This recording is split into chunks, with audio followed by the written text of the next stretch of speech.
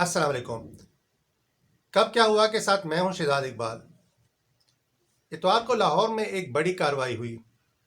ये कार्रवाई क्या थी इस पर आगे चलकर बात करता हूं, लेकिन ये बात वाज़ेह हो गई कि अगर हुकूमत ने कोई काम करना हो, भले वो अच्छा हो या बुरा हो, और उसने तहैया कर लिया हो तो फिर वो काम होकर रहता है।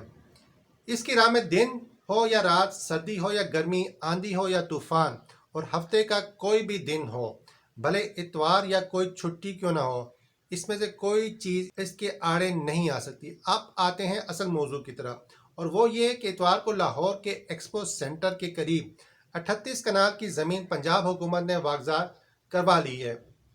फिरदौस आशिक अवान के मुताबिक इसकी मालियत 1.25 अरब रुपए है। सरकारी ज़मीन के इस टुकड़े की वागजारी ने हमारी अहम सियासी पार्टियों में हलचल मचा दी। इम्तियाज़ खोकर अलमशहूर ताजिक खोकर के ख़ानदान के लिए तो ये खबर परेशान कौन थी, लेकिन मरियम नवाज़ का ट्वीट कौम के लिए एक बड़ा सवाल लेकर सामने आया है। मरियम नवाज़ ने अपने इस ट्वीट में कहा है कि खोकर बरदरान पार्टी का बड़ा सरमाया है, जुल्म का सामना किया लेकिन नवाज शरीफ से बेवफाई नहीं की। मरियम नवाज ने हुकूमती कार्रवाई को नवाज शरीफ से वफादारी की सजा करार दिया और मुल्क में दो कवानीन के होने पर बरहमी का इजहार भी किया है। खोकर बरदरान की मलकियत ये तामीराती ढांचा हुकूमत पाकिस्तान की मलकियत ज़मीन पर गैर कानूनी कब्जा करके बनाया गया था। सरकारी ज़मीनों की रिकवरी की हालिया मुहिम में इस प्लाट के लिए बारहा नोटिस दिए गए लेकिन तामील नहीं हुई, जिस पर LDA ने SSP ऑपरेशन की ज़ेर निगरानी खोकर बरदरान से ये ज़मीन वागजार करवा ली है।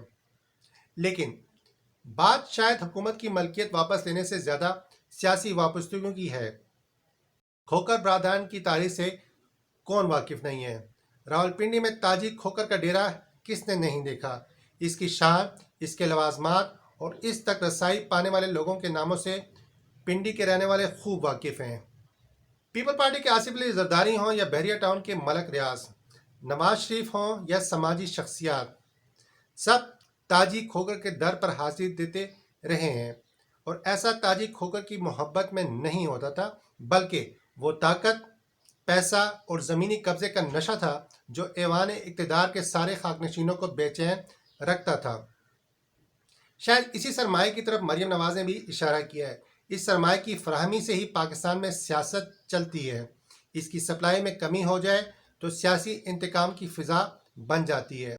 हुकूमती तर्जुमान के मुताबिक पंजाब में 177 कनाल में से 131 कनाल खोखरों के कब्जे में है।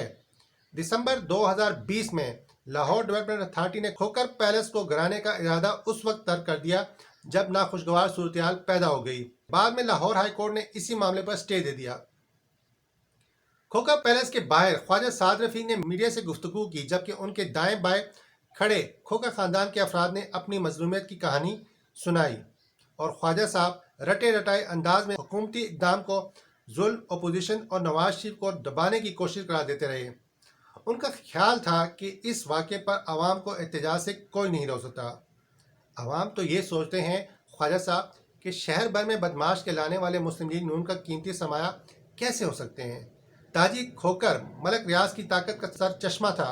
उज़ैर बलोच पर ही पीपल पार्टी का तकिया था। MQM के टारगेट किलर से पूरा कराची यरगमाल था और माफिया की ऐसी ना ख़त्म होने वाली एक फहरिस्त है, तो फिर पाकिस्तान के अवाम किसकी ताकत का सरचश्मा हैं? बदकिस्मती से पाकिस्तान की तकरीबन हर पार्टी के अंदर माफिया के एक विंग है और मरियम नवाज शायद इसीलिए सही कहती हैं कि यही लोग इन पार्टियों का सरमाया है। हुकूमती दौलत पर काबिज इन माफिया से कब कौम को आज़ादी मिलेगी? कब अवाम सियासी पार्टियों का सरमाया बनेंगे? और कब मुल्क का कानून अपोजिशन और हुकूमत के लिए एक जैसा होगा? इसके लिए शायद हमारी किस्मत में मज़ीद इंतज़ार लिखा है। अब तक के लिए इतना ही। अपना और अपने हमवतनों का ख्याल रखें और इस चैनल का भी बहुत शुक्रिया।